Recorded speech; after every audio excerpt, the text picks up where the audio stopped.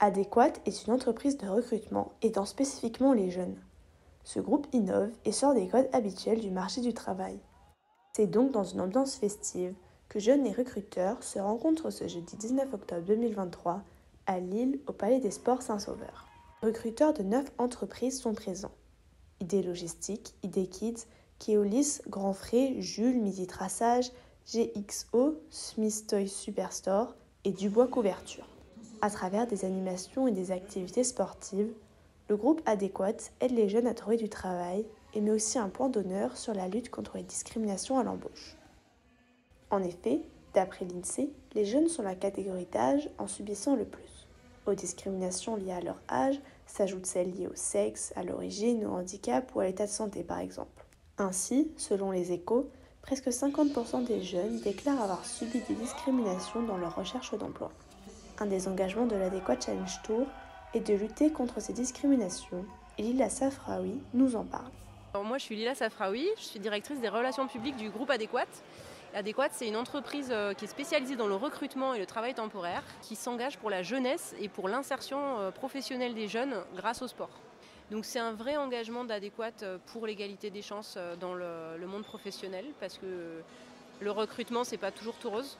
Il y a de la discrimination, il y a des inégalités.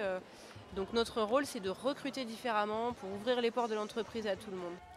Recruter différemment est l'essence même de l'événement. Les jeunes et les recruteurs peuvent interagir à travers des activités ludiques. La cohésion d'équipe et la bonne humeur sont parmi leurs principales préoccupations. Casser les codes du recrutement. Ce sont les mots qu'utilise Stéphane Lezure, responsable région Hauts-de-France d'Adéquate, pour qualifier cet événement. Une de ses spécificités est le blind dating. Dans cet entretien pas comme les autres, les candidats et les recruteurs s'entretiennent les yeux bandés. Donc là l'idée c'est vraiment on se voit pas parce qu'on ne veut pas de... Un des sujets qu'on a c'est qu'on ne veut pas qu'il y ait de problème sur vous êtes d'une origine étrangère, vous êtes une femme, vous êtes pour un homme, tout ça on veut casser tout ça. Donc le fait de ne pas se voir, déjà on enlève toutes ces pseudo-barrières psychologiques qu'il pourrait y avoir. Parce que malheureusement de la discrimination il peut y en avoir et nous dans notre métier c'est interdit. Nous ce qu'on juge c'est de la compétence, savoir-être. Moi après, homme, femme, français, pas français, jeune, vieux, je ne veux pas le savoir. Moi ça n'est pas dans mes critères. Et j'ai pas le droit et la loi nous l'interdit et heureusement qu'elle nous l'interdit. Selon le gouvernement, 3 éléments doivent être réunis pour parler de discrimination. Tout d'abord, un traitement défavorable d'une personne ou d'un groupe de personnes. Ensuite, selon des critères définis par la loi, le sexe, l'origine, la religion ou l'orientation sexuelle. Et enfin, dans un domaine prévu par la loi, l'emploi, l'éducation ou l'accès à la santé.